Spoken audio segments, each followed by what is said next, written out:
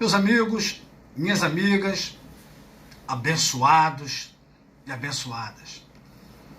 Mais um vídeo sobre ação penal.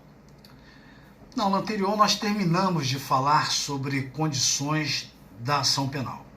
Falamos das genéricas, falamos das condições específicas.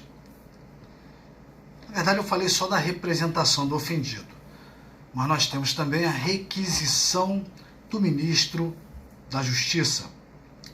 E temos outras questões, né? No caso de crime de tráfico de drogas, precisa do laudo pericial dizendo que aquele material é droga.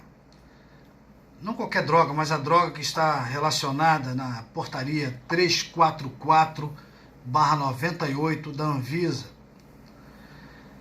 E temos alguns outros exemplos de condições específicas. Mas as principais, para essa visão panorâmica que eu estou dando, no segundo momento vamos aprofundar, vamos descer de nível, um nível mais profundo sobre esse tema, mas no primeiro momento, essa visão panorâmica. Então a gente vai falei da representação, vamos voltar a falar, eu falei da representação como condição específica da ação penal. Mas nós vamos ter que trabalhar sobre esse instituto, direito de representação, e também sobre o instituto requisição do ministro da Justiça, que é outra condição específica da ação.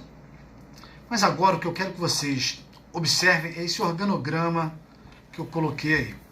Classificação das ações penais. Visão panorâmica.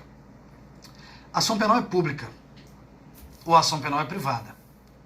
Ação penal pública, quem promove, quem dá entrada, quem é titular do direito de ação é o Ministério Público. E essa é a regra. Ação penal privada, promotor não pode entrar com ação. Promotor não tem legitimidade. Quem tem legitimidade é a própria vítima, ok? É a vítima que vai ter que contratar advogado, pagar honorários, pagar custas judiciais, pagar taxa judiciária, pagar para ter perícia. É óbvio, se não tiver condição, aí é Defensoria Pública, vai fazer jus à gratuidade de justiça. Mas a regra é a ação penal ser pública. Excepcionalmente será privada. Como é que eu sei se determinado crime é perseguido por intermédio de uma ação penal pública ou é perseguido por intermédio de uma ação penal privada? Como é que eu sei? Bom, a regra é a ação penal pública.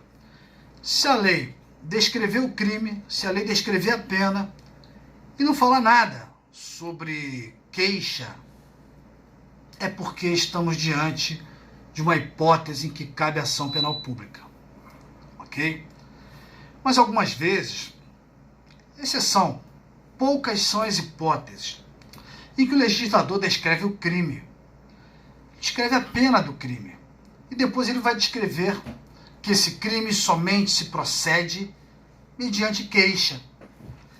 Se ele não falar nada, no silêncio vale a regra, a ação penal é pública. A exceção é ser ação penal privada.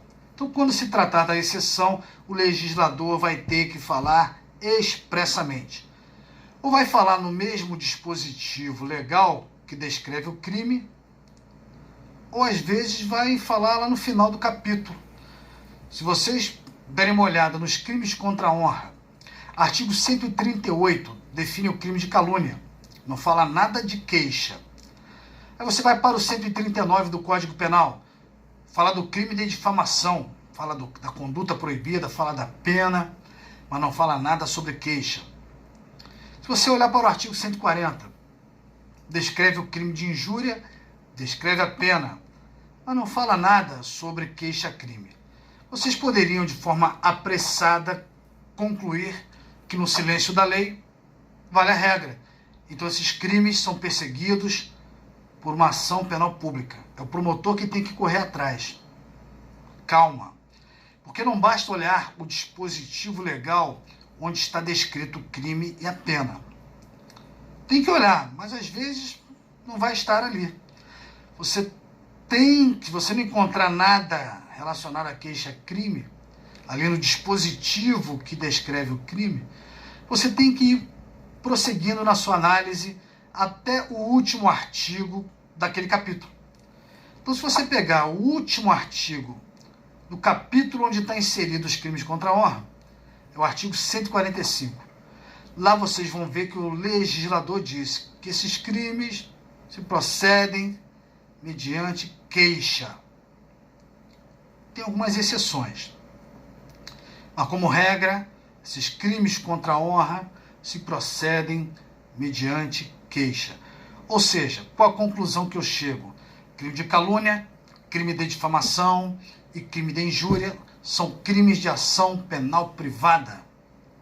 Quem entra com ação penal é a própria vítima. O promotor não pode. Tem exceção, tá? Depois a gente trabalha as exceções. Um abraço, mais um vídeo para vocês. Espero que tenham gostado e até a próxima.